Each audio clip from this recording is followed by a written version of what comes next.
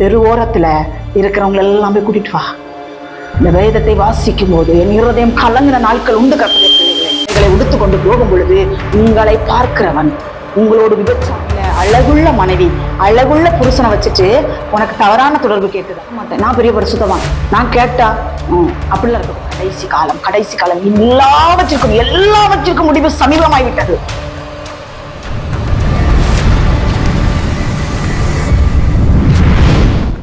Praise the Lord. கர்த்தருடைய பிள்ளைகள் எல்லாரும் நல்லா இருக்கிறீங்களா? கர்த்தர் இன்னைக்கு கொடுக்கிற வேத வசனம் மத்தேயு 24ஆம் அதிகாரம் 12வது வசனம். அக்கிரமம் மிகுதியாவதினால் அநேகருடைய அன்பு தணிந்து போகும் என்று வேதவசனம் சொல்கிறது. இந்த மத்தேயு 24ஆம் அதிகாரம் முழுவதுமே நீங்க படிச்சு பாத்தீங்கன்னா ரகசிய வருகை, கர்த்தருடைய பகிரங்க வருகை, இந்த 2 வருகை குறித்து அதுல சொல்லப்பட்டிருக்கிறது. அந்தி கிறிஸ்து வருகை, இதெல்லாமே நம்ம மத்தேயு 24ஆம் அதிகாரம் மொத்தமா ஆண்டவர் சொல்லி வச்சுட்டு போயிருக்கிறாரு. அதுல இந்த கடைசி நாட்களில் என்ன நடக்கும் அப்படின்னா, அக்கிரமம் மிகுதியா நடக்குமா, அதனால அநேகருடைய அன்பு தணிந்து போகுமா அப்படி என்று சொல்லி வேதவசனம் சொல்லுகிறது. எங்க அன்பு தணிந்து போகும்? கிறிஸ்தவ வட்டாரத்துக்குள்ளே அன்பு தணிந்து போகும், உலக பிரகாரமாகவும் அன்பு தணிந்து போகும்.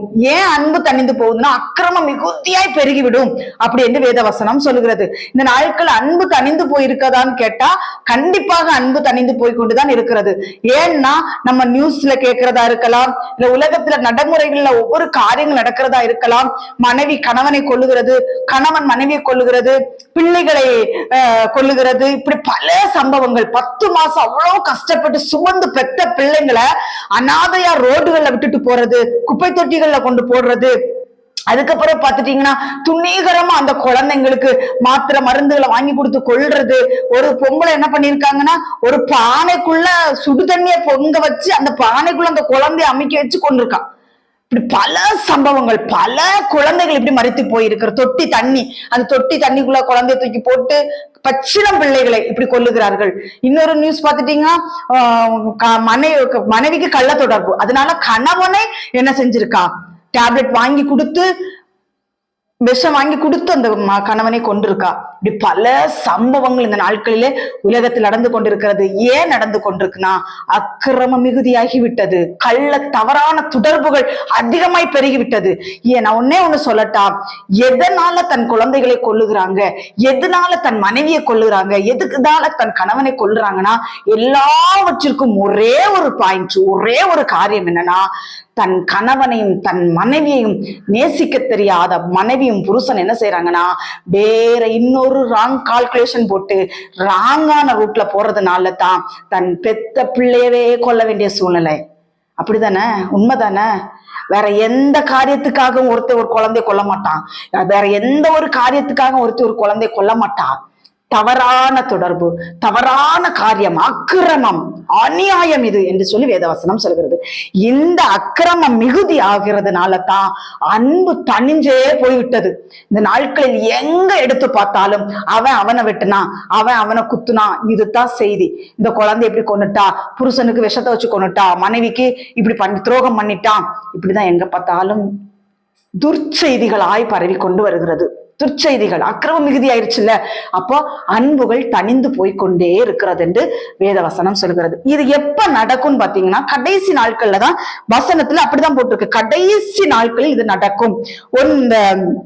அதுல ஒரு வசனம் இருக்கிறது, 2 தீமோத்தேயு அதுல போட்டிருக்கு. 2 தீமோத்தேயு அதுல என்ன சொல்லப்பட்டிருக்குன்னா, கடைசி நாட்களில் கொடிய காலங்கள் வரும் என்று அறிவாயாக அப்படி என்றுதான் வேதவசனம் சொல்கிறது. கடைசி நாட்களில் கொடிய காலங்கள் வருமா? அந்த கொடிய காலத்துக்குள் நாம் வைக்கப்பட்டிருக்கிறோம். நாம எப்படி ஒரு பரிசுத்த நடக்கையா நடக்க வேண்டும்? கர்த்தருடைய பிள்ளைகளே, இந்த நாட்களிலே கிறிஸ்தவர்களாகிய நாம் எப்படி நடக்க வேண்டும்? உலகத்தில் 1000 சீர்கேடுகள் நடக்கலாம். உலகத்தில் எப்படி வேணாலும் சாத்தான் மக்களை வஞ்சிக்கிறதுக்கு அவன் எப்படி வேணாலும் தந்திரமான சூழ்ச்சிகள் செய்யலாம். அப்படித்தானே? சினிமாவில வாழ்கிற ஆபாசங்கள்.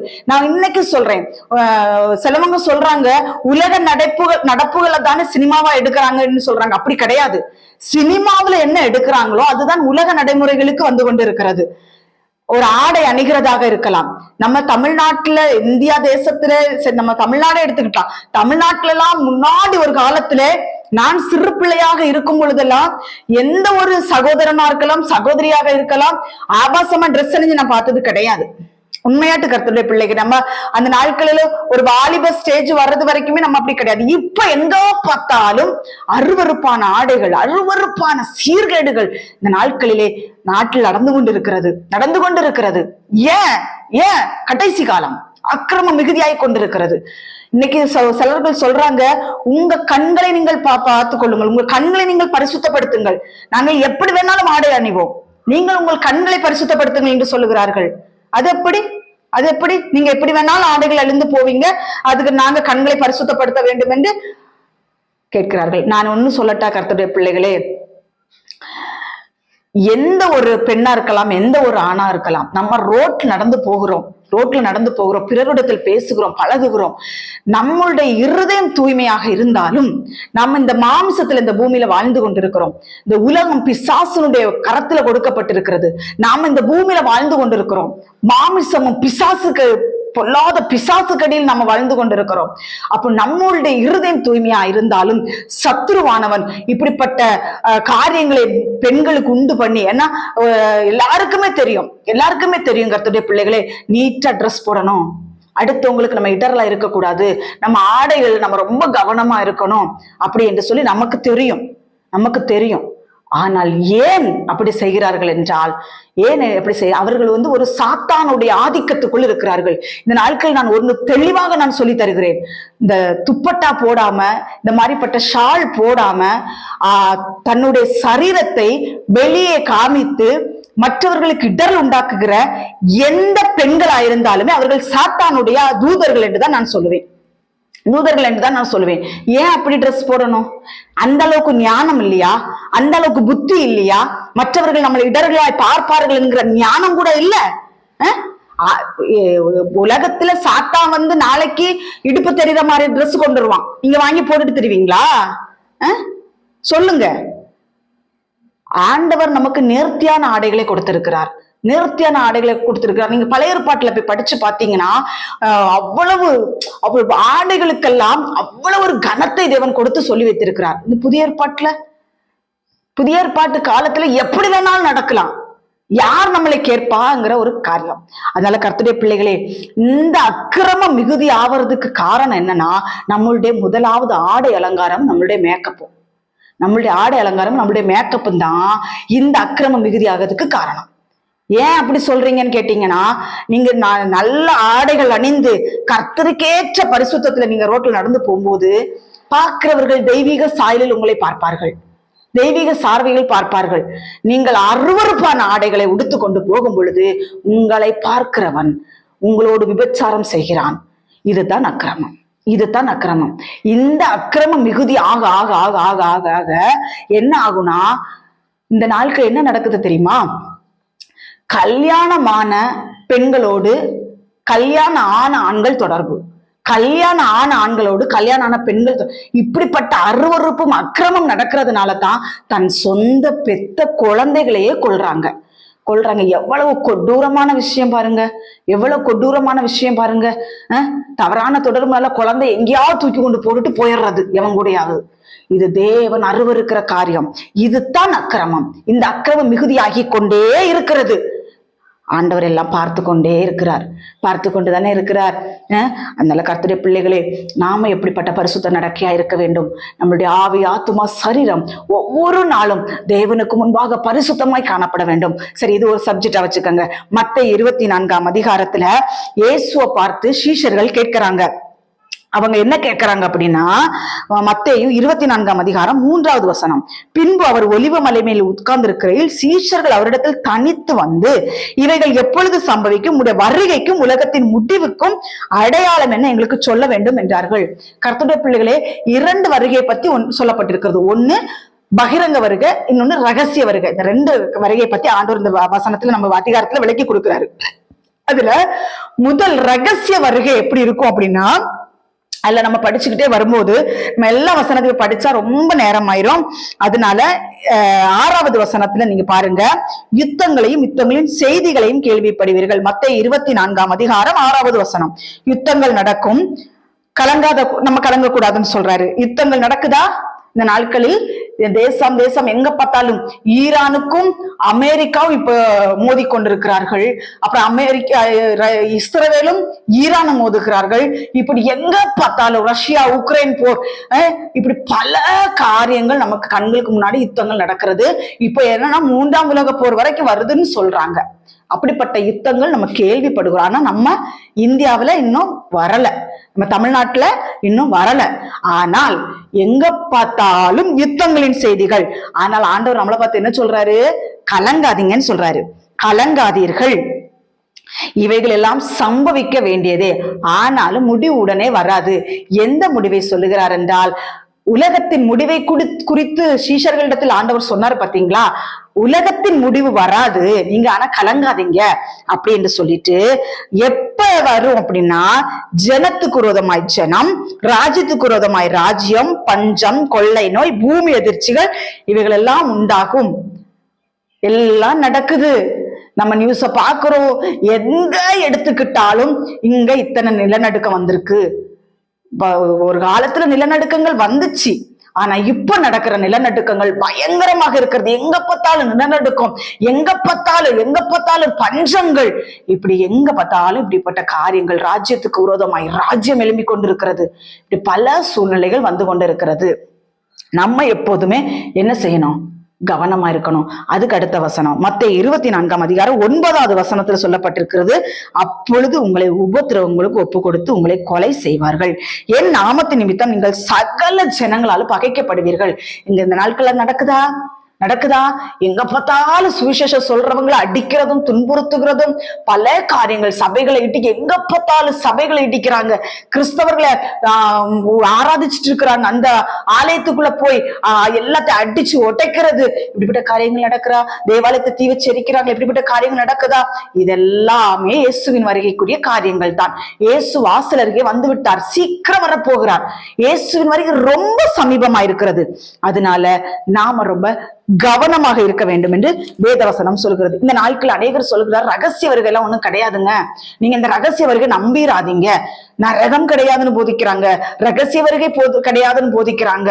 ஒரே ஒரு வருகை, பகிரங்க வருகை மட்டும்தான் இருக்குது. அதுல இயேசு வரப்போறாருன்னு அந்த வருகையில தான் சொல்லியிருக்கு. அவர் திரளான பரிசுத்தவான்களோடு பகிரங்க வருகையில வருவாருன்னு சொல்லியிருக்கு. அந்த பரிசுத்தவான்கள் யாருன்னு நான் பின்னாடி சொல்றேன். கர்த்தருடைய பிள்ளைகளே, இந்த மத்தேயு 24ஆம் அதிகாரத்துல ரகசிய வருகை பத்தி போட்டிருக்கு. மத்தேயு 24ஆம் அதிகாரம் 40வது வசனத்துல சொல்லப்பட்டிருக்கு பாருங்களேன். அப்பொழுது 2 பேர் வயலில் இருப்பார்கள், ஒருவன் ஏற்றுக்கொள்ளப்படுவான், ஒருவன் கைவிடப்படுவான். ஏற்றுக்கொள்ளப்படுவான், எடுத்துக்கொள்ளப்படுவான் என்று வேதவசனம் சொல்லுகிறது. கர்த்தருடைய பிள்ளைகளே, நம்ம இது கர்த்தர் எவ்வளவு ஞானமாக நமக்கு வசனத்தை எழுதி கொடுத்திருக்கிறார் பாருங்களேன். வயலில் இருப்பாங்கன்னு சொல்றாரு. அதுக்கப்புறம் பாத்துட்டீங்கன்னா ஒருத்தி ஏந்திர அரைச்சிட்டு இருப்பான்னு சொல்றாரு. இப்படி பல காரியங்கள் இருக்குது. கர்த்தருடைய பிள்ளைகளே, நாம ரகசிய வருகைன்னு ஒன்று இருக்குது, அதை நம்பணும். நான் ஒண்ணு சொல்லட்டா, யார் யாரு ரகசிய வருகை இல்லைன்னு சொல்லி நம்பாம இருக்கிறாங்க, அவங்க பரலோகத்துக்கு போக முடியாது. அவங்கள்ட்ட விசுவாசத்தை இல்லையே. விசுவாசம், ரகசிய வருகை ஒன்று இருக்குது, இயேசு வரப்போறாரு, மத்திய ஆகாயத்தில் வரப்போகிறார் என்கிற விசுவாசம் இல்லாதவங்க எப்படி பரலோக ராஜ்யத்துக்குள்ள போக முடியும்? அது ஆண்டவர் சொல்றாரு, மனுஷகுமாரன் வரும்போது விசுவாசத்தை காண்பாரோ அப்படின்னு சொல்லி வேதவசனம் சொல்லுகிறது. அதனால நாம விசுவாசிக்கணும். ரகசிய வருகை, இந்த வசனம் எவ்வளவு அழகா இருக்கு பாருங்களேன். மத்தேயு 24:40 2 பேர் வயலில் இருப்பார்கள், ஒருவன் ஏற்றுக்கொள்ளப்படுவான், ஒருவன் கைவிடப்படுவான். 2 ஸ்திரீகள் எந்திரம் அழைத்துக் கொண்டிருப்பார்கள், ஒருத்தி ஏற்றுக்கொள்ளப்படுவாள், ஒருத்தி கைவிடப்படுவாள்.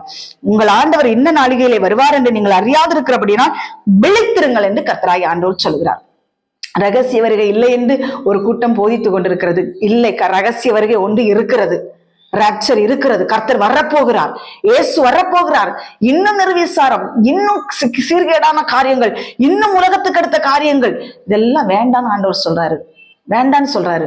இந்த நாட்களில் கர்த்தருடைய பிள்ளைகளே, அநேகருடைய காரியங்கள் என்னன்னா, உலகத்துக்குரிய லௌகீக கவலைகளில் தான் மக்கள் விழுந்து கிடக்கிறார்கள். நினையாத நாளிகை ஒன்று வரப்போகிறது. புசித்து குட்டித்து பெண் கொடுத்து நல்ல கொழுத்து போய் இருந்தாங்கன்னு இருக்குது. நோவா காலத்துல எப்படி நடந்ததோ அப்படியே மனுஷகுமாரன் வரும் காலத்திலே நடக்கும். லோத்தின் காலத்துல எப்படி நடந்ததோ அப்படியே மனுஷகுமாரன் வரும் காலத்துல நடக்குதுங்கிறது. லோத்தின் காலத்துல ஓரினை சேர்க்க தலைவிரித்து ஆடினது. இந்த நாட்கள்ல ஆணோட ஆண் பெண்ணோடு பெண் விபச்சாரம், வேசித்தனம், அசுத்தம், காம விகாரம், இந்த மாதிரிப்பட்ட அசுத்தங்கள் நடந்து கொண்டிருக்கிறது. இது லோத்தின் காலத்திலும் நடந்தது. லோத்தின் காலத்தில் நடந்தது. தேவன் அக்கினியை கொண்டு அழித்தார் சோதோம் கொமோராவை. அதே போல இந்த நாட்களில் தேசங்களில் நடந்து கொண்டிருக்கிறது. ஓரினை சேர்க்கைக்கு தாராளம் தலைவிரித்தாடுகிறது. இது அருவருப்பான தேவனுடைய பார்வையில். ஒரு ஆணுக்கு ஒரு பெண், அவ்வளவுதான் ஆண்டவர் படைச்சது. ஆதாமுக்கு ஏவாள், அவ்வளவுதான். ஆணோட ஆண் பெண்ணோட பெண் இருன்னு எந்த ஒரு வசனத்திலே ஆண்டவர் சொல்லப்படல. அருவருப்பும் அக்கிரமும் இது. இது தேவன் அருவருக்கிற காரியம். இது நடக்குது. இது மனுஷகுமாரன் வரும் காலத்தில் நடக்கும் என்று வேதவசனம் சொல்கிறது. மனுஷகுமாரன் வரப்போகிறார். மனுஷகுமாரன் வரப்போகிறார். கர்த்தருடைய பிள்ளைகளே, இதற்கு நாம் ஆயத்தமாயிருக்க வேண்டும் என்று வேதவசனம் சொல்லுகிறது. சரி, கர்த்தருடைய வருகையில் ரகசிய வருகை வரும். அந்த வருகையிலே கர்த்தருடைய பிள்ளைகளே, அதுல 1 பேதுரு 4ஆம் அதிகாரம் 7வது வசனத்துல ரகசிய வருகை வரட்டு ஒரு பக்கம் இருக்கட்டும், நாம எப்படி இருக்கணும், கிறிஸ்தவர்களாக்கி நாம எப்படி இருக்கணும்னு சொன்னா, எல்லாவற்றிற்கும் முடிவு சமீபம் ஆயிற்று. ஆகையால் தெளிந்த புத்தி உள்ளவர்களாயிருந்து ஜபம் பண்ணுவதற்கு ஜாக்கிரதை உள்ளவர்களாயிருங்கள் என்று வேதவசனம் சொல்லுகிறது. கர்த்தருடைய பிள்ளைகளை, கர்த்தருடைய வருகை சமீபமா இருக்கிறதுனால நாம எப்படிப்பட்ட நடக்கையா இருக்கணும்னா, எப்பொழுதும் ஜபம் பண்ண வேண்டுமா, ஜாக்கிரதையா இருக்க வேண்டுமா. எப்ப வருவார், எப்ப வருவார் மணவாளன். இப்போ ஒரு கணவனும் மனைவி இருக்கிறாங்க. கணவன் வெளிநாட்டுக்கு வேலைக்கு போயிட்டாரு. மனைவி வீட்டுல இருக்கும்போது கணவன் வரப்போறேன்னு சொல்லிட்டாரு. ஆனா நாளையோ டேட்டையோ சொல்லல. நான் இப்ப நான் கிளம்பிடுவேன்ட்டாரு. ஆனா நாளையோ டேட்டையோ எதையுமே சொல்லல. அந்த மனைவி எப்ப வருவார் எப்ப வருவார் ஒரு தாகத்தோட ஒரு ஏக்கத்தோட காத்திருப்பாங்க பாத்தீங்களா. இதைத்தான் ஆண்டவர் சொல்றாரு, நான் நினையாத நாளிகையில் வரப்போகிறேன், ஆயத்தமாயிரு, ஜாக்கிரதையாயிரு, ஜாக்கிரதையாயிரு. நீ ஜாக்கிரதையா இல்லைன்னா கைவிடப்பட்டு போயிருவ. ஜாக்கிரதையா இருன்னு ஆண்டவர் சொல்றாரு. எப்படி ஜாக்கிரதையா இருக்க வேண்டும் என்று சொன்னான்னு சொல்லுகிறேன். ஜாக்கிரதையாயிரு, ஜபம் பண்ணி கொண்டே இரு, ஸ்தோத்திரத்தோடு இரு, ஜபம் பண்ணி கொண்டே இரு. நம்ம எல்லாம் நம்ம வாழ்க்கை நம்ம வாழ்ந்து கொண்டே இருப்போம். ஒரு செகண்டில் மறுபமாய் நிற்போம், ஏன் பாத்ரூம்ல இருப்போம், வண்டி ஓட்டிட்டு இருப்போம், எங்கேயாவது ஒரு இடத்துல நிற்போம், தூங்கிட்டு இருப்போம். ஒரு நிமிஷம், ஒரு நொடி பொழுதில் மறுரூபமாய் போய்விடுவோம். கவனம். அதனாலதான் ஆண்டவர் சொல்றாரு, எச்சரிக்கை, ஜாக்கிரதையாயிரு. நீ ஜாக்கிரதையா இல்லைன்னா கைவிடப்பட்டு போயிருவ. ஒவ்வொரு நிமிஷமும் இயேசு மணவாளன். நம்ம ஒருத்தவங்கள்ட்ட ரொம்ப அன்பு கூர்ந்துட்டோம்னா நம்ம அவங்களே நினைச்சுக்கிட்டே இருப்போம் இல்லையா. அதைத்தான் ஆண்டவர் சொல்ற. நான் இன்னைக்கு சொல்றேன், ஆண்டவரிடத்தில் ஒருவர் அன்பு கூர்ந்து விட்டால், ஆண்டவரை பற்றி ருசிச்சு விட்டாங்கன்னா அவரைத்தான் நினைச்சிட்டு இருப்பாங்க. வேற எதுக்குமே சிந்தனை கொடுக்க மாட்டாங்க. அவர் எப்ப வருவாரு, ஏசு என்ன சொல்றாரு, இங்க போகாத, அங்க போகாத, அவர்கிட்ட பேசாத, இவன்கிட்ட பேசாத, உனக்கு பக்தி விருத்தி உண்டாகாது, நீ இப்படி எல்லாம் நான் சொல்றத நீ கேட்டு நடக்கலைன்னா உனக்கு பக்தி விருத்தி உண்டாகாது, இப்படி எல்லாம் சொல்லுவாரு. ஒவ்வொரு செகண்டும் ஆண்டவர் பேசுகிறத கேட்டுக்கிட்டே இருக்கிற மனுஷன் மர்வமாய் போயிடுவான். உலக மனுஷன் இங்க பேசுறத கேட்டுட்டே இருக்கிறவன் உலகத்துலதான் இருப்பான். உலக மனுஷன் பேசுறத கேட்கிறவன் உலகத்துல இருப்பான். ஆண்டவருடைய வார்த்தையை கேட்டுக்கொண்டே இருக்கிறவன் அவன் கண்டிப்பா ஒரு நாள் மர்வமாய் போயிடுவான். மனிதர்களிடத்தில் அதிகமாய் பேசாதீர்கள், மனிதர்களிடத்தில் அதிகமாய் பேசாதீர்கள். இது கடைசி காலம், இது கடைசி காலம். ஜாக்கிரதையா இருங்க, ஜாக்கிரதையா இருங்க.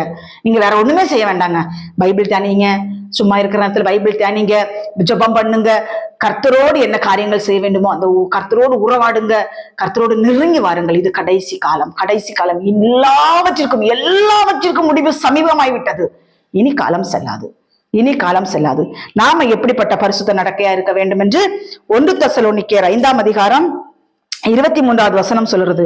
சமாதானத்தின் தேவன் தாமே உங்களை முற்றிலும் பரிசுத்தமாக்குவாராக. எப்படி?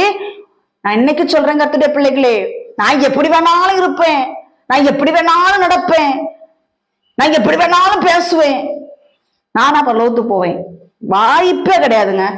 100க்கு 100% வாய்ப்பு கிடையாது. நீ கண்டது கழிச்சது எல்லாத்தையும் பாரு, சினிமா பாடல், சினிமா பாட்டு, கண்ட கருமத்தை எல்லாம் பார்த்துக்கிட்டு நான் இயேசு வருகையில் நான் மணவாளனை சந்திப்பேன்னா முடியவே முடியாது. முற்றிலும் பரிசுத்தமாக்குவாராக என்று இருக்கிறது. கொஞ்சம் பரிசுத்தமாக்குவாராக இல்ல, ஆவி ஆத்துமா சரீரம் முற்றிலும் பரிசுத்தமாய் காக்கப்படணும்னு சொல்லி வேதவசனம் சொல்ல வாசிக்கிறேன். 1 தெசலோனிக்கேயர் 5ஆம் அதிகாரம் 23. சமாதானத்தின் தேவன் தாமே உங்களை முற்றிலும் பரிசுத்தமாக்குவாராக. உங்கள் ஆவி, ஆத்மா, சரீரம் முழுவதும் நம்முடைய கர்த்தராகிய இயேசு கிறிஸ்து வரும்போது குற்றமற்றதா இருக்கும்படி காக்கப்படுவதாக என்று வேதவசனம் சொல்கிறது.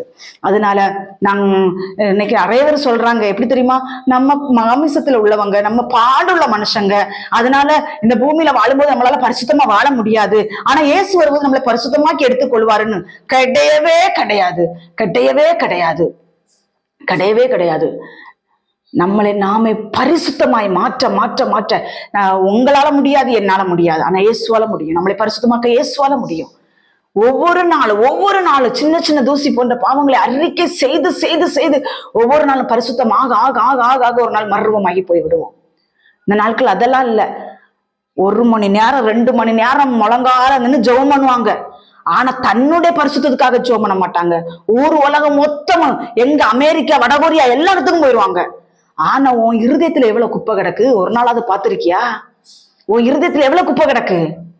அடுத்தவங்களுக்கு விரோதமாய் கோல் சொல்றது, அடுத்தவங்களுக்கு விரோதமாய் புறங்குறுகிற காரியங்கள், அடுத்தவங்களை கெடுக்கிற காரியங்கள். நீ மணிக்கூர் கணக்குல ஜெபம் பண்ணா மர்வமாய் போயிருவியா? வாய்ப்பே கிடையாது. நீ ஜெபிக்கலாம், ஒருவேளை நீ வேதத்தை மணிக்கூர் கணக்குல வாசிக்கலாம், போகவே முடியாது. கர்த்தர் சொல்லுகிறார், நம்மளுடைய ஆவி, ஆத்துமா, சரீரம், சரீரத்தின் நாட்கள் எல்லாரும் விட்டுட்டாங்க. சரீரத்துல ஆண்டவர் பாக்குறது கிடையாது. நோ, நம்பிராதீங்க அவங்களெல்லாம். ஆவி, ஆத்துமா, நம்மளுடைய ஆவி, நம்மளுடைய ஆத்துமா, நம்மளுடைய சரீரம், இது பரிசுத்தமாய் காக்கப்படணும் என்று வேதவசனம் சொல்லுகிறது. இந்த நாட்களில் கிறிஸ்தவர்கள் ஒரு ஆலயத்துக்குள்ள வர்றாங்க. ஒரு ஆலயம், தேவனுடைய ஆலயம் என்று சொல்லி தானே வரீங்க. நீ மனிதர்களுக்கு நீங்க கனத்தை கொடுக்கண்டா, கர்த்தருக்கு கனத்தை கொடுக்க வேண்டாம். காலுக்கு மேல காலை போட்டு உட்கார்ந்து இருக்கிறது துணிகரம், துணிகரம். ஏன் எங்க அப்படி அங்க அசைவாடுவாரு? காலுக்கு மேல காலை போட்டுட்டு தான் உட்காருவாங்க. தேவனுக்கு கொடுக்க வேண்டிய கனத்தை கொடுக்க வேண்டாம். கேட்ட காலுக்கு மேல காலு போடுறது தப்பா? தப்புதான், தப்புதான். ஒரு முதலமைச்சர் வாராரு, இல்லைன்னா ஒரு பிரதமர் வாராரு, அவருக்கு முன்னாடி கால் போட்டு கால் மேல உட்கார்ந்துக்குவியா? குனிஞ்சு வணக்கம் சொல்ல மாட்டேன்? ஆண்டவர் சர்வலோகத்தையும் படைத்த ஆண்டவர் ஆலயத்துக்குள் உலாவி கொண்டிருக்கிறார். என்ன பண்ற? காலுக்கு மேல காலை போடுறது, வேடிக்கை பார்க்கறது, ஆலயத்துக்குள்ள இருந்து இந்த மாதிரிப்பட்ட காரியங்கள் நடக்கிறது. அங்க தேவன் இருக்க மாட்டார், தேவன் இருக்க மாட்டார். நாம தாழ்த்தணும் கர்த்தருடைய பிள்ளைகளே. அதே மாதிரி நான் இன்னைக்கு எப்பவும் நான் சொல்றது, இது நியாய தீர்ப்பு நாள்ல உங்கள்ட்ட ஆண்டவர் கணக்கு கேட்பாரு. எழுதி வச்சுக்கோங்க. இதை கண்டிப்பா கணக்கு கேட்பாரு. உங்களுடைய ஆடையில் ரொம்ப ரொம்ப கவனமாக இருங்கள். அடுத்தவங்களுக்கு இச்சை உண்டாக்குற மாதிரி நீங்க ஆடைகளை போடாதிருங்கள். ஒருவேளை அவங்க ஆவியில பலப்பட்டவர்களாக இல்ல அப்படியே நினைச்சுக்கோங்க. நான் நீங்க ஒழுங்கா ஆடைகளை போடுங்கள். ஆடைகளை போட்டு ரோட்ல நடந்து போங்க. அதே மாதிரி ஆம்பளை பிள்ளைகளுக்கு நான் ஒரே ஒரு அட்வைஸ் பண்றேன். என்னன்னா, கர்த்தருடைய பிள்ளைகளே, உங்களுடைய தலைமுடியை நீங்கள் நல்லா வெட்டுங்க, நல்லா வெட்டுங்க. என்ன நல்லா வெட்டுங்கன்னா, பைபிள் வசனம் இருக்குது, நான் அது எடுக்கல, ஆனா அது நான் எடுத்து சொல்றேன், ஒரு நாள் நான் எடுத்து சொல்றேன். இல்லைன்னா நான் கமெண்ட் பாக்ஸ்ல போடுறேன், நீங்க அந்த வசனத்தை படிங்க. என்ன வசனம் அப்படின்னா, உங்களுடைய தலையின் ஓரத்துல ஒதுக்க கூடாதான். புரியுதா? இன்னைக்கு எல்லாரும் இங்க எல்லாத்தையும் வலிச்சிடுறானுங்க, வலிச்சுட்டு இங்க மட்டும் வச்சுக்கிறானுங்க, பண்ணி முடி மாதிரி. அது ஆண்டவருக்கு பிரியமில்லாத காரியம். ஒரு ஒழுக்கம் இருக்கிறது. ஆடை அணிகிறீங்க, ஆம்பளை பிள்ளைங்க ஆடை அணிகிறீங்க, ஒழுக்கம் ஆடை அணிங்க. இன்னைக்கெல்லாம் கரண்ட கால் தெரியற மாதிரி. முன்னாடி எல்லாம் பாத்துட்டீங்க, 1 4 5 கால் உள்ள போற மாதிரி பேண்ட் போடுறானுங்க. இல்லைன்னா ஒரு காலு, அவனுடைய காலே அவனுக்கு போகாத அளவுக்கு பேண்ட் தைக்கிறானுங்க. கர்த்தருடைய பிள்ளைகளே, ஆண்டவர் சொல்லுகிறார், நம்மளுடைய ஆவி, ஆத்துமா, சரீரத்தை கர்த்தர் பார்க்கிறார். சரீரத்தை எல்லாம் பார்க்கலங்க, ஆண்டவர் ஆத்துமாவை, இதயத்தை தான் பார்க்கிறாருன்னு சொன்னீங்கன்னா ஒரு நாள் ஏமாற்றப்பட்டு போய்விடுவீர்கள். கர்த்தருடைய பிள்ளைகளை, சரீரம்ங்கிற வசனத்தை எல்லாம் நீங்க எழுதுங்க. ஆண்டவர் சரீரத்தை ரொம்ப மென்ஷன் பண்ணியிருக்கிறாரு. ரோமர் 12ஆம் அதிகாரம் 1வது வசனத்துல சொல்லப்பட்டிருக்கிறது. ரோமர் 12:1 ஆண்டவர் சொல்றாரு, உங்கள் சரீரங்களை நீங்கள் ஜீவபலியாக ஒப்பு கொடுங்கள். சரீரத்தை தான் கேட்கிறாரு ஆண்டவர், சரீரத்தை தான் கேட்கிறாரு. ஆத்மா அந்த இடத்துல அவர் கேட்கல, உங்க இதயத்தை ஆண்டவர் அந்த இடத்துல கேட்கல. ரோமர் 12:1 எடுத்து வாசிங்க. அல்ல, உங்களுடைய சரீரத்தை எனக்கு ஜீவபலியாக ஒப்பு கொடுங்கள் என்று கர்த்தர் கேட்கிறார். அதுல ஆண்டவர் சரீரத்தையும் ரொம்ப இம்பார்ட்டன்டாக சொல்லுகிறார். இந்த தெசலோனிக்கேயர்ல ஆண்டவர் சொல்லும் பொழுது ஆவி, ஆத்துமா, சரீரம் மூன்றையும் அவர் மென்ஷன் பண்ணியிருக்கிறார். அதுல நம்ம ரொம்ப கவனமா இருக்கணும். கர்த்தருடைய வருகை எப்படி இருக்குமாம் தெரியுமா? 1 தெசலோனிக்கேயர் 5ஆம் அதிகாரம் 2வது வசனம். இரவிலே திருடன் வருகிற விதமாய் கர்த்தருடைய நாள் வரும் என்று நீங்கள் நன்றாய் அறிந்திருக்கிறீர்களே. எப்படி வருமா? திருடன் சொல்லிட்டா வருவான்? திருடன் சொல்லிட்டா வருவான்? சொல்லிட்டு வரமாட்டான். அவன் எப்ப வருவான், எப்படி வருவான் அப்படிங்கிறது கூட நமக்கு தெரியாது. அல்ல, திருடன் எப்ப வருவான் நமக்கு தெரியாததுனால இயேசு எப்ப வருவார் நமக்கு தெரியாது. அதனால நம்ம ஜாக்கிரதையாய் எப்போதுமே எப்படி சொல்றது, உணர்வு உள்ளவர்களா இருக்க வேண்டும். ஆண்டவர் சொல்றாரு ஜாக்கிரதையாயிருங்கள் என்று சொல்றாரு. இதுக்கு மேல என்ன வேடு வேணாம், நமக்கு ஒண்ணுமே வேண்டாம். ஜெபம் பண்ணுவதற்கு ஜாக்கிரதை உள்ளவர்களாயிருங்கள்னு சொல்லிட்டாரு. ஜாக்கிரதை இல்லாதவன் கைவிடப்பட்டு போவான் என்று வேத வசனம் சொல்லுகிறது. கர்த்தருடைய பிள்ளைகளே, சிலவங்க நினைக்கிறாங்க இத்தனை வருஷ காலமா இயேசு வராரு இயேசு வராரு இயேசு வராருன்னு எல்லாரும் சொல்லிட்டே இருக்கிறாங்க. ஆனா இயேசு இன்னும் வந்த பாடு இல்லையேன்னு சொல்லி கேட்கிறவர்களுக்கு ஆண்டவர் கொடுக்கிற வார்த்தை 2 பேதுரு 3ஆம் அதிகாரம் 9வது வசனம். தாமதிக்கிறார் என்று சிலர் எண்ணுகிறபடி கர்த்தர் தமது வாக்குத்தத்தத்தை குறித்து தாமதமாயிராமல் ஒருவரும் கெட்டு போகாமல் எல்லாரும் மனம் திரும்ப வேண்டும் என்று விரும்பி நம்மேல் நீடிய பொறுமை உள்ளவராய் இருக்கிறார் என்று சொல்லி வேதவசனம் சொல்லுகிறது. உங்களை கர்த்தருடைய பிள்ளைகளே, நம்மள்ட்ட நீடிய பொறுமையா இருக்கிறார் ஆண்டவர். ஆனா இயேசு எப்ப வேணாலும் வருவாரு. சோதோம் கொமோராவுல அவ்வளவு கேடான காரியங்கள் நடந்த பொழுது ஆண்டவர் பாரபட்சமே பார்க்கல. அந்த இடத்துல லோத்து காப்பாற்றப்பட்டாரு. லோத்து குடும்பம் காப்பாற்றப்பட்டுச்சு இல்லையா? லோத்துடைய மனைவி திரும்பி பார்த்து உப்பு தூணானாங்க. ஏன்னா இயேசுக்கு ஆண்டவருக்கு வார்த்தைக்கு அவங்க கீழ்ப்படியல. திரும்பி பார்க்காதன்னா திரும்பி பார்த்தாங்க. இன்னைக்கு ஒரு ஆவியானவர் ஒரு வார்த்தை போடுகிறார். இந்த நாட்கள்ல திரும்பி பார்க்கிற கூட்டம் அநேகமா இருக்கிறது. முன்னோக்கி கடந்து செல்கிற கூட்டங்கள் குறைஞ்சுதான் இருக்குது. ஆமா, ஆண்டவர் சொல்றாரு நீ உலகத்தை திரும்பி பார்க்காதங்கிறாரு. ஆனா லோத்துடைய மனைவிக்கு ஐயோ நான் கார் வாங்கி வச்சிருக்கிறேன், பங்களா வாங்கி வச்சிருக்கிறேன், ஐயோ நான் இப்படி சொத்து பத்தெல்லாம் வாங்கி வச்சிருக்கிறேனே, எல்லாத்தையும் விட்டுட்டு இப்போ ஓடி போக சொல்றாங்களே, நான் ஓடி போறேன்னு சொல்லி திரும்பிதான் பார்த்தா. உப்பு தூணா ஆகி போனாள். இந்த நாட்களில் திரும்பி பார்க்காதே, திரும்பி பார்க்காதே, உலகத்தை திரும்பி பார்க்காதே, இயேசுவை பார், இயேசுவை பார். இயேசு என்ன சொல்கிறார், இயேசுவினுடைய அடிச்சுவடி என்ன, அதை நோக்கி முன்னாடி கடந்து போகும் பொழுது நாம் திரும்பி பார்த்தோமானால் நாம் முப்பத்தூணாகுடைய சூழ்நிலை, கைவிடப்பட சூழ்நிலை கண்டிப்பாக உருவாகும். அங்கே நோவா காலத்துல என்ன நடந்துச்சுன்னா, நோவா தாத்தா காலத்துல நோவா தாத்தா அத்தனை நாளும் பிரசங்கிச்சுட்டே இருக்கிறாரு. மழை வரப்போகுதா, பேழைக்குள்ள வந்துருங்கடா, பேழைக்கு உள்ள வந்துருங்கடான்னு அவ்வளவு தூரம் சொன்ன பிறகும் இந்த முரட்டாட்டம் உள்ள ஜனங்கள் கேட்கவே இல்லை. மனஸ்தாபப்பட்டுட்டார் ஆண்டவர். அந்த ஜனங்களை நான் உருவாக்குனதற்காக நான் மனஸ்தாபப்படுகிறேன்ட்டாரு. நான் ஒண்ணு சொல்லட்டா, இதுல எனக்கு தொட்ட வசனம் என்ன தெரியுமா, அத்தனை மிருகங்களும் கீழ்ப்படிஞ்சுது. ஒரு வார்த்தையில அத்தனை மிருகங்கள், ஆண்டவர் எந்தெந்த மிருகங்கள் எல்லாம் சொன்னாரோ கடன்னு நோவா பிடிச்சு கொண்டு உள்ள விட்டுருப்பாரு நினைக்கிறீங்களா? அல்ல, அத்தனை மிருகங்களும் ஆண்டவருக்கு கீழ்ப்படிஞ்சு எல்லாம் ஆண்டவர் சொன்ன மிருகங்கள் எல்லாம் பேழைக்குள்ள போயிருச்சு. ஆனா மனிதன் போகவில்லை. நோவா குடும்பம் மாத்திரம் தான் காக்கப்பட்டுச்சு என்று வேதவசனம் சொல்கிறது. அந்த மிருகங்கள் கீழ்ப்படிந்தது கூட இந்த முரட்டாட்டம் உள்ள ஜனங்கள் கீழ்ப்படியல. இந்த நாட்களில் அதான் நடக்குது. இந்த நாட்கள் அதான் நடக்குது. ஆண்டவர் சொல்றாரு எல்லாரையும் பார்த்து சொல்றாரு, என் கல்யாண விருந்துக்கு வாங்க எல்லாரும் அப்படின்னு சொல்லும் பொழுது ஒவ்வொருத்தனும் ஒவ்வொரு வேலையா சொல்லிட்டு போயிட்டான். நான் இப்பதான் கல்யாணம் பண்ணி இருக்கிறேன், நான் என் பொண்டாட்டி கூட சந்தோஷமா இருக்கேன்னு அவன் போயிட்டான். இன்னொருத்தனை கூட நான் இப்பதான் வயலை வாங்கியிருக்கிறேன், இன்னொருத்தன் சொல்றான் நான் இப்பதான் வீட்டை வாங்கியிருக்கிறேன், வீட்டுல போய் வாழணும். ஒவ்வொருத்தனாய் சொல்லி கொண்டு போய்விட்டான். ஆண்டவர் சொல்றாரு, போ, தெரு ஓரத்துல இருக்கிறவங்க எல்லாம் போய் கூட்டிட்டு வா. இந்த வேதத்தை வாசிக்கும் போது என் இருதயம் கலங்கின நாட்கள் உண்டு கர்த்தருடைய பிள்ளைகளே. பணாசை, பொருளாசை, விக்கிரகாராதனை, இந்த மாதிரிப்பட்ட பொல்லாத கிரியை விழுந்து கிடக்கிற ஒவ்வொருவரையும் கர்த்தர் பார்த்து சொல்லுகிறார், என் கல்யாண விருந்து இருக்கிறது, வாருங்கள் என்று சொல்லும் பொழுது அவர்கள் இல்ல ஆண்டவரே, எனக்கு நான் இப்பதான் வயலை வாங்கியிருக்கிறேன், இப்பதான் வீட்டை கட்டி இருக்கிறேன், இப்பதான் நான் கல்யாணத்தை பண்ணி இருக்கிறேன், நான் எப்படி வர முடியும்? ஆண்டவர் சொல்றாரு, அவங்களெல்லாம் உற்று தெரு ஓரங்களில் போ, எங்க வழி சந்திகளெல்லாம் போ, எங்கெல்லாம் மக்களுக்கு ஏழை எளிய ஜனங்களை நோக்கி கூட்டிட்டு வா, என்னுடைய கூடாரத்துக்குள்ள கூட்டிட்டு வா, நான் விருந்து ஆயத்தமாய் பண்ணி வைத்திருக்கிறேன் என்று சொல்லி ஆண்டவர்களை அழைத்து கொண்டு போகிறார். இந்த நாட்கள் அதான் நடக்க போகுது. கர்த்தருடைய ரகசிய வரிகள் அதான் நடக்க போகுது. நீங்க நினைச்சிட்டு இருக்கலாம் நான் எப்படி இருந்தாலும் பரலோகம் போயிடுவேன்னு. போக முடியாது. ஆண்டவர் சொல்லுகிறார், எனக்கு ஆண்டவர் சொல்லுகிறார், இன்னைக்கு சொல்றார், நீங்க இந்த உலகத்துக்குரிய கவலைகளில் விழுந்து கிடப்பீர்கள் என்றால் கர்த்தருடைய பெக்கால சத்தம் உங்களுடைய காதுகளில் கேட்காது, கேட்கவே கேட்காது. ஏன் அப்படி சொல்றேன்னா, நீங்க எனக்கு பையன் இருக்கான், என் பையனுக்கு நான் பொண்ணு கட்டணும், என் பிள்ளை இருக்கா அவனுக்கு நான் மாப்பிள்ளை பார்க்கணும், என் குழந்தைக்கு பிரசவத்தை பார்க்கணும், என் பிள்ளைய நல்லா படிச்சு நல்ல ஒரு பெரிய சாப்பில உட்கார வைக்கணும், நல்ல அந்தஸ்து கிடைக்கணும், புகழ் கிடைக்கணும், பேரு கிடைக்கணும், இதை தேடுற காலம் இல்லை இது. அடுத்த வசனத்துக்கு நான் வரேன். இது தேடுற காலம் அல்ல அது. நம்ம இப்ப எப்படி இருக்கணும் தெரியுமா? இவ்வளவு பரிசுத்தமா இருக்கணும் தெரியுமா? உனக்கு பேர் வேணும், புகழ் வேணும், பட்டம் வேணும், பதவி வேணும், அந்தஸ்து வேணும், உலக பொருளாசைகள் வேணும். இதெல்லாம் நீ நம்பிக்கிட்டு இதுக்கு பின்னாடியே நீ போயிட்டு இருப்பீனா எக்கால சத்தம் உன் காதுல கேட்காது, கைவிடப்பட்ட சூழ்நிலை வரும். நீ கர்த்தரை தேடு, அவர் மத்ததெல்லாம் தருவார்.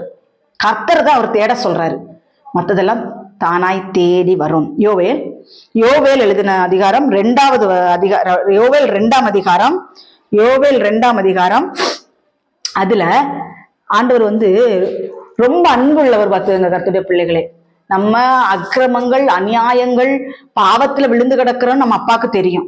அவர் என்ன சொல்றாருன்னா, யோவேல் 2ஆம் அதிகாரம் 13வது வசனத்துல சொல்றாரு, நீங்கள் உங்கள் வஸ்திரங்களை அல்ல உங்கள் இருதயங்களை கிழித்து உங்கள் தேவனாகிய கர்த்தரிடத்தில் திரும்புங்கள்.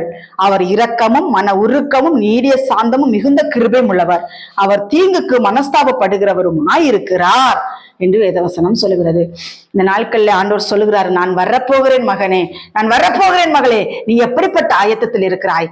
நீ வெளிவேஷத்தில் தெரியாதே, உன் இருதயத்தை கிழித்து என்னிடத்தில் திரும்பு, உன் சரீரத்தை அல்ல. இந்த நாட்கள்ல சரீரத்துல பச்சை குத்திட்டு நான் இயேசுவின் பிள்ளை என்று சொல்லுகிற ஒரு கூட்டம் இருக்கிறது.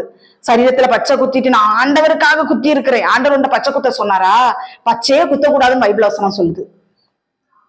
சிலுவை குத்துறது, ஆண்டவருடைய நேமம் எழுதுறது, ஆண்டவருடைய வசனத்தை உங்க உடம்புல கிழிக்கிறது, நோ, அதெல்லாம் வெயின். ஆண்டவர் சொல்றாரு உடம்புல அடையாளத்தை குத்தி கூட கூடாதுன்னு சொல்றாரு. இன்னைக்கு அப்படி குத்திட்டு நான் ஆண்டவருடைய பிள்ளைன்னு சொல்லிக்கிற ஆட்கள் இருக்கிறாங்க. நீ உன் சரீரத்தை கிழிக்காதன்னு ஆண்டவர் சொல்றாரு, உன் இருதயத்தை கிழிங்கிறார் ஆண்டவர். உன் இருதயத்தை நீ கிழித்து, உன் வஸ்திரத்தை அல்ல உன் இருதயத்தை கிளி, உன் சரீரத்தை கிழிக்காதே, உன் வஸ்திரத்தை கிழிக்காதே, உன் இருதயத்தை கிளி என்று ஆண்டவர் சொல்லுகிறார். அதனால உன்னுடைய இருதயத்தை கிளி. பழைய ஏற்பாட்டு காலத்தினெல்லாம் ஒரு பாவம் பண்ணிட்டாங்க அப்படின்னா சாம்பல்ல கடந்து தன் ரெட்டுடுத்தி தன் உபவாசம் பண்ணி அப்படி கடந்து போராடுவாங்க. பார்த்துக்கங்க, இப்படி கடந்து போராடுவாங்க. நம்ம இந்த நாட்களிலே நம்மளுடைய வாழ்க்கையிலும் பல பாவங்கள் இருக்கலாம். ஒருவேளை அதுல இருந்து மீண்டு வர முடியாத ஒரு சூழ்நிலைகள் நீங்க இருக்கலாம். கர்த்தரிடத்தில் போய் கேளுங்க. முதல்ல அதை விட்டணுங்கிற ஒரு காரியத்துக்குள்ள வாங்க. அது தவறான தொடர்பா கூட இருக்கலாம். இன்னைக்கு ஒருத்தவங்க எங்களுக்கு ஃபோன் பண்ணியிருந்தாங்க, கர்த்தருடைய பிள்ளைகளே. அவங்க என்ன சொல்றாங்கன்னா,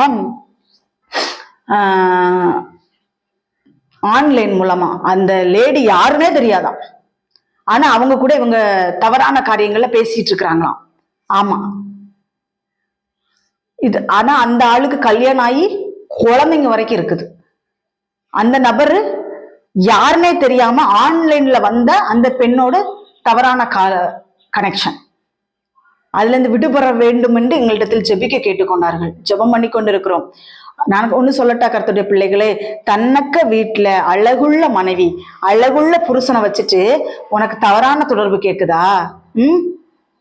விபச்சார பாவம் ஆண்டவர் சொல்றாரு. விபச்சார பாவம் தான், அது வேற எந்த மாற்றமுமே கிடையாது. தன் கணவன், இன்னைக்கு ஊழியக்கார குடும்பங்களே இது நடந்து கொண்டிருக்கிறது. ஊழியக்காரங்களும் சில ஊழியக்காரங்க கர்த்தருக்காக பக்தி வைராக்கியமா ஊழியம் செஞ்சு கொண்டிருப்பாங்க.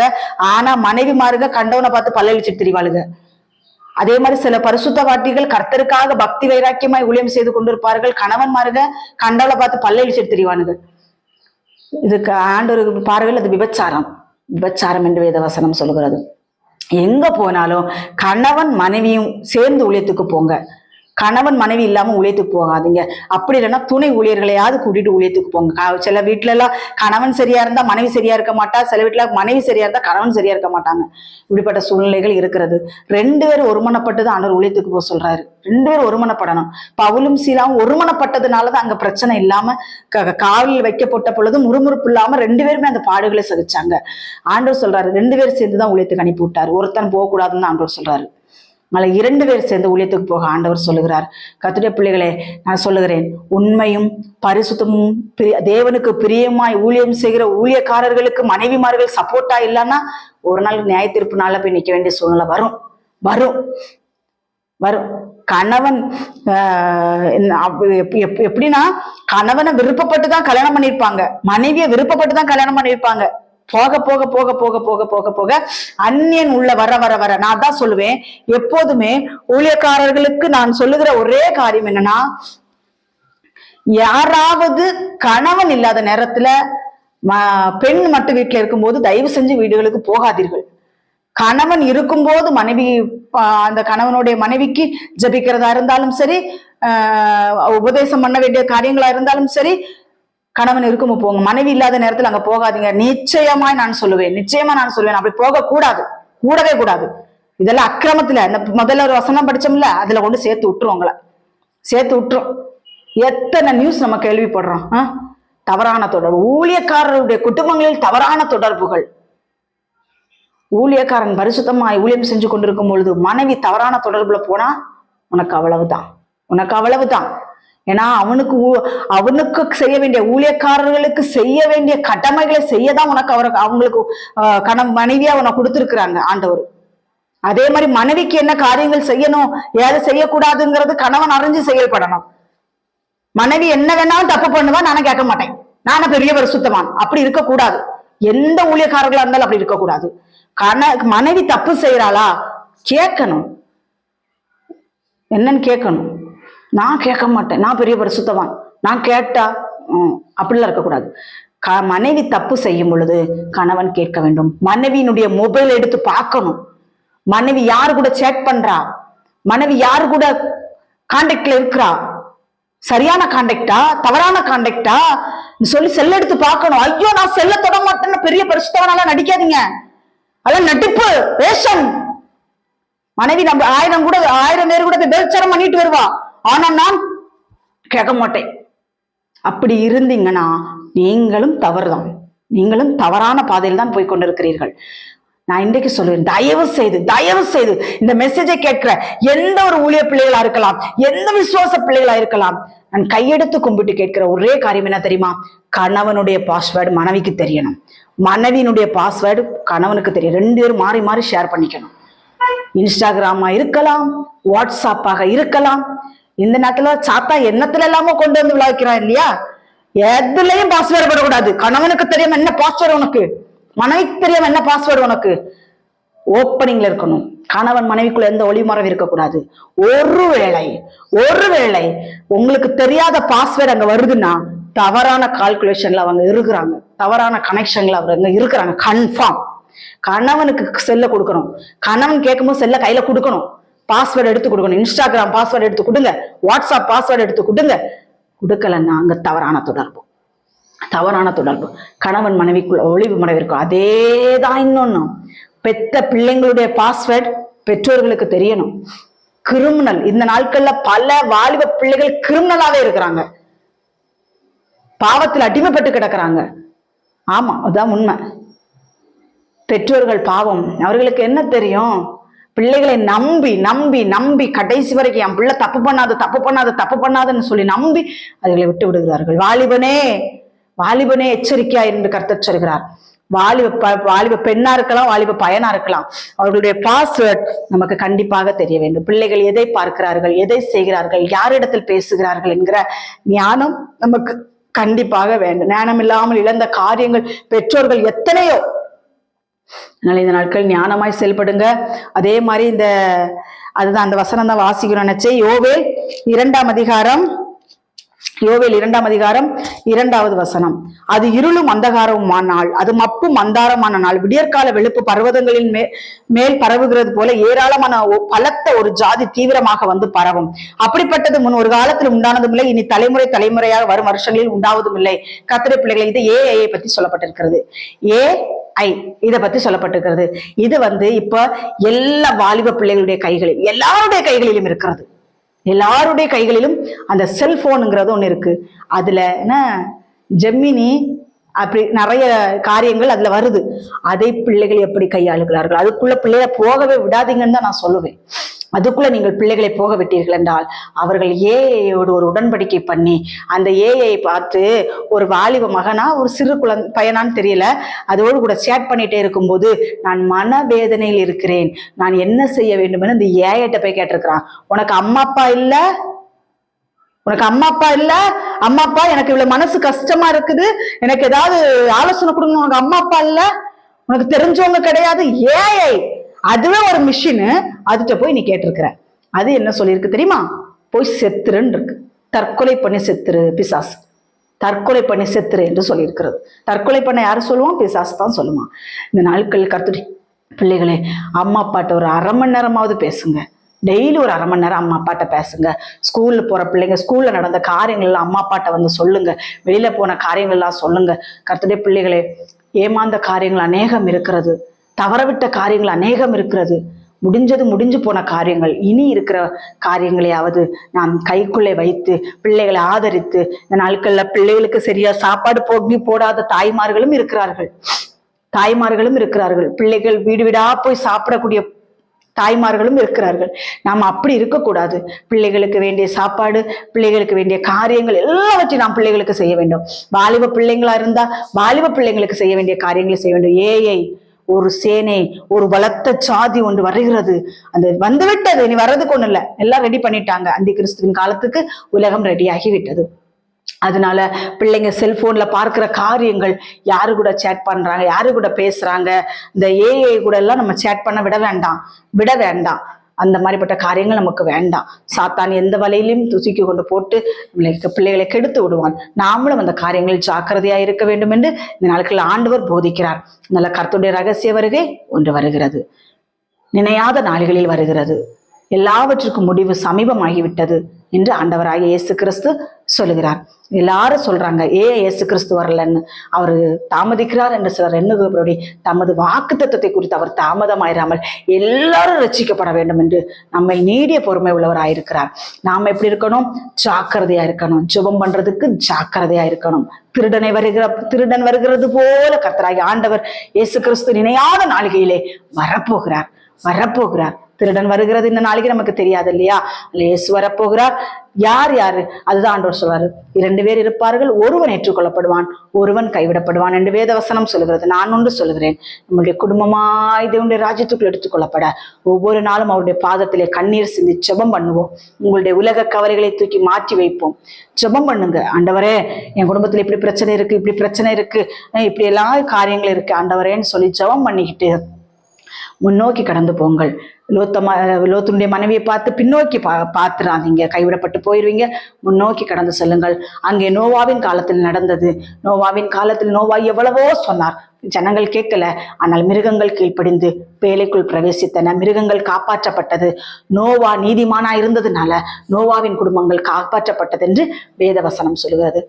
நான் அன்னைக்கு சொல்றேன், ஒரு வீட்டுல ஒரு மனைவியாக இருக்கலாம், ஒரு கணவனாக இருக்கலாம், ஒரு பிள்ளையாக இருக்கலாம், யாராக இருந்தாலும் சரி, நீங்கள் உங்கள் முழங்கால்களை முடக்கும். நான் என் கணவனும் என் பிள்ளைகளும் ரட்சிக்கப்படுறதுக்காக என் முழங்காலை நான் முடக்கி கர்த்தரோடு கூட உறவாடி தேவனோடு இருக்கிற ஐக்கியத்தை நான் கூட்டினேன். அவர்களிடத்துலலாம் நான் சொல்லவே இல்லை, தேவனோடு நான் உறவாடினேன். தேவன் அவர்களை ரட்சித்தார்.